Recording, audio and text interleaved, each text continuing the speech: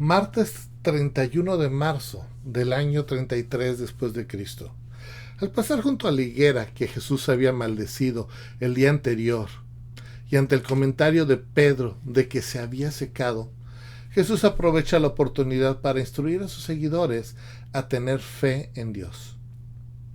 Si no dudan, sino creen, podrán mover montañas espirituales a través de la oración de fe.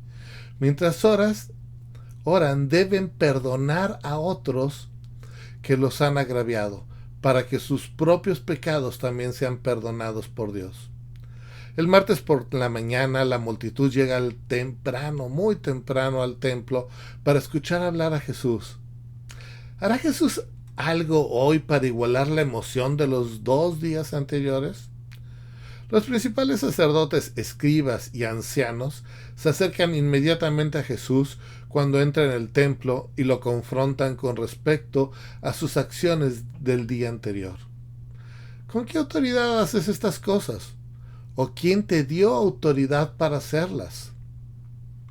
Ellos son los que tienen autoridad sobre el templo y sus actividades, y Jesús no tenía derecho a hacer lo que había hecho. Dependiendo de su respuesta, y no había respuesta que lo satisfaciera, Jesús podía ser arrestado por sus acciones. En respuesta, Jesús les da la vuelta, prometiendo responder a su pregunta si primero responden a la suya. ¿El bautismo de Juan era del cielo o del hombre? Los líderes religiosos quedan atrapados, incapaces de responder a la simple pregunta de Jesús. Si dijeran, ¿es del cielo?, el seguimiento obvio sería, entonces, ¿por qué los líderes no creen en Jesús acerca de quien Juan testificó? Si respondieran, es del hombre, incurrirían en la ira de la gente común que tiene a Juan en alta estima como un profeta enviado por Dios.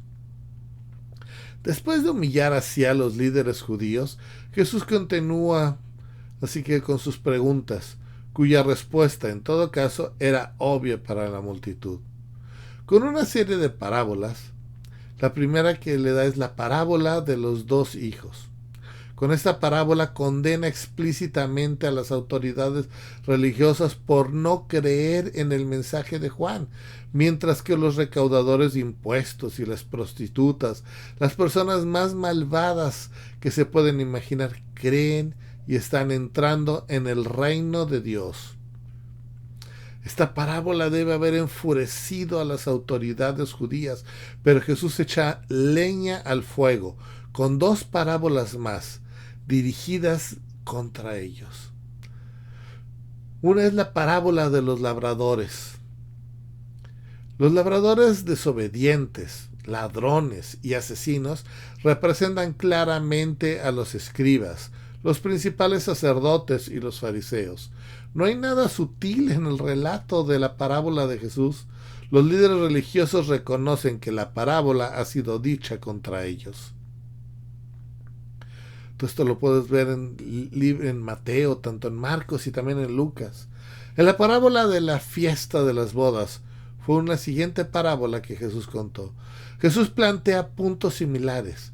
Los líderes religiosos actuales han rechazado la invitación de Dios al banquete de bodas mesiánicas y serán juzgados mientras la invitación se extiende a todos. Jesús claramente está ganando el apoyo y la aprobación de la gente mientras expone el fracaso y la hipocresía del liderazgo judío. Las autoridades, por su parte, no se lo toman con los brazos cruzados y siguen buscando la forma de detenerlo. Pero les falta la oportunidad debido a la gran popularidad de Jesús entre las multitudes. Si lo capturan, el intento de arresto provocaría un motín. Por lo tanto, los líderes recurren a una táctica más sutil y tratan de engañar a Jesús para que se incrimine a sí mismo. Para esto envían a unos fariseos. Es una secta judía conocida por su celo por guardar la ley, y a los herodianos junto con ellos, los cuales eran los leales a la dinastía de Herodes, para hacerle una pregunta a la que responder daría motivos para acusarlo. ¿Es lícito pagar impuestos al César o no?, le preguntan. Si Jesús responde sí, haría añicos las expectativas que la gente tenía de él como un Mesías que acabaría con el dominio romano. Si él responde no, podría ser arrestado por fomentar la revuelta. La alianza temporal de los herodianos y los fariseos, que eran adversarios políticos y religiosos, pero se unieron contra Jesús, demostró claramente que Jesús era percibido como una amenaza para todas las estructuras de poder existentes. Su ingeniosa respuesta evita la trama de permitir un escenario entre ambos, evadiendo el dilema de uno y del otro, planteado por sus enemigos. El denario tiene la imagen de César, así que mientras César esté en el poder, es apropiado pagarle los impuestos. Por supuesto, en el reino mesiánico, la imagen de César no sería acuñada, por lo que ahí no se aplicaría la obligación. Al mismo tiempo, Jesús insta a sus oyentes a dar a Dios las cosas que son de Dios. Ya que estamos hechos a la imagen de Dios, le debemos dar todo. La imagen de César y de los dioses romanos en las monedas ofendió profundamente a los judíos del primer siglo. Sin embargo, Jesús hábilmente elude su trampa y los fariseos y herodianos, asombrados por su respuesta, no saben cómo responder. Después que Jesús ha silenciado a los fariseos y herodianos, los saduceos, una secta judía que negaba la resurrección de los muertos en el tiempo del fin, dan un paso al frente para probarlo. Con un complicado enigma teológico. Su pregunta está diseñada para hacer que la creencia de Jesús en la resurrección parezca ridícula. Pero al citar la autoafirmación de Dios en Éxodo 3, en el sentido de que Él es un Dios de vivos y no de muertos, Jesús una vez más le da la vuelta a sus oponentes, los cuales se maravillan con su respuesta y al igual que los demás que intentaron engañarlo, se quedan en silencio. Ahora, otro interrogador. Por instigación de los fariseos, da un paso al frente para probar a Jesús. Un experto en la ley le pregunta a Jesús, ¿cuál de los mandamientos de Dios es el mayor? Jesús responde citando Deuteronomio 6 y Levítico 19, llamando al amor a Dios y al prójimo como los más importantes. Y la siguiente conversación lleva a Jesús a elogiar e invita implícitamente al interrogador. No estás lejos del reino de Dios.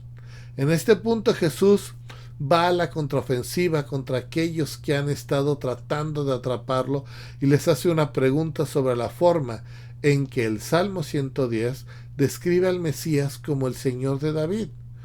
¿Cómo puede ser a la vez hijo de David y su Señor? Ser ascendencia davídica no planteó ningún problema para que el Mesías fuera Señor. Pero si esta ascendencia es interpretada como meramente humano, entonces hubo un problema. Una vez más, la oposición está completamente confundida. Y nadie le pudo responder palabra, y desde aquel día nadie se atrevió a hacerle más preguntas. Habiendo establecido la incapacidad del liderazgo religioso judío para responder a las preguntas de Jesús, Jesús lanza una larga y mordaz crítica a los escribas y fariseos. Advierte a las multitudes contra esos hipócritas y guías de ciegos y pronuncia 7 ayes de juicio contra ellos. Este asalto verbal de gran escala contra las autoridades religiosas actuales elimina toda duda sobre las intenciones, la agenda y los objetivos de Jesús. No tiene ningún deseo de aliarse con el liderazgo actual. Él ha venido a derrocar su autoridad y reemplazarla con la suya propia, con la autoridad de Jesús. No hay forma en que ambas partes puedan sobrevivir a la escalada del conflicto. Cuando Jesús sale del templo el martes por la noche, sus discípulos están discutiendo el tamaño y la grandeza de los edificios en todo el complejo del templo. En respuesta, Jesús profetiza que se acerca rápidamente el día en que no quedará piedra sobre piedra. Todo será derribado. Cuando Jesús y sus discípulos se detienen a descansar en el monte de los olivos, sus seguidores se acercan a él y le preguntan en privado sobre el momento de su profecía. Dinos, ¿cuándo serán estas cosas? ¿Y qué señal habrá cuando todas estas cosas sucedan? ¿Cuándo se cumplirán? ¿Y cuál será la señal de tu venida y del fin del siglo?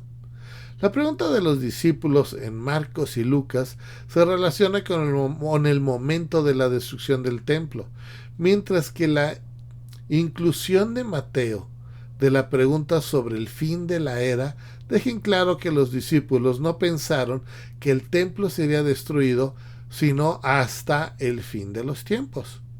La extensa y respuesta de Jesús en Mateo, tanto en Mateo, Marcos, Lucas y Juan, diferencia sutilmente los dos eventos, aunque los intérpretes varían en cuanto a qué evento se refería Jesús en las distintas partes del discurso.